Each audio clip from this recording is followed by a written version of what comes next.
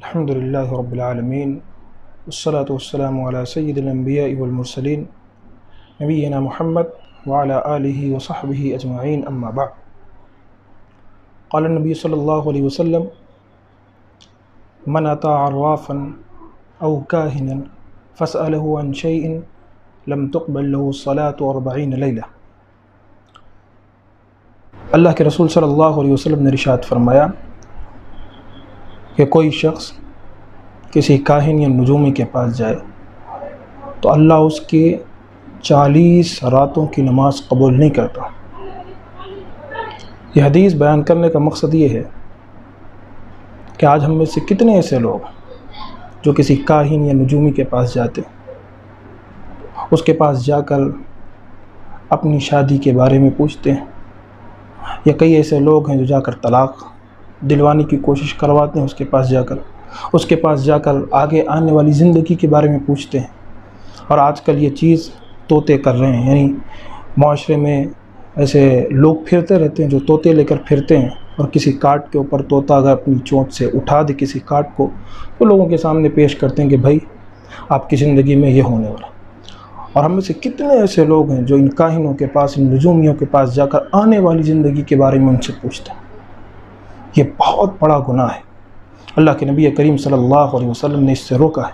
ایک اور حدیث میں نبی کریم صلی اللہ علیہ وسلم نے ارشاد فرمایا، کہا: من اتی عرافا او کاہنا فصدقہ بما یقول فقد کفر بما انزل علی محمد. جو کوئی بندہ کسی کاہن یا نجومی کے پاس جائے اور اس کی تصدیق کر دے، یعنی وہ جو باتیں کہہ رہا ہے اس کو سچ مان لے، تو اللہ کے نبی کریم صلی اللہ علیہ وسلم نے ارشاد فرمایا کہ اس نے محمد الرسول اللہ صلی اللہ علیہ وسلم پر جو نازل ہوا، یعنی اللہ تبارک و تعالی نے آپ کو جو رسول بنایا ہے، اس نے نبی کریم صلی اللہ علیہ وسلم کا انکار کر دیا.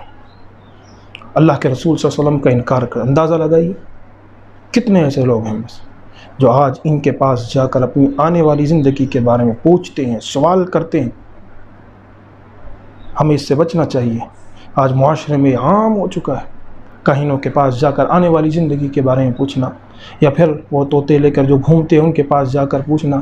مذاق سے ہی نہیں پوچھنا چاہیے، کیونکہ موت و حیات اور اللہ تبارک و تعالی ہی جانتا ہے کہ آپ کی آنے والی زندگی میں کیا ہونے والا ہے.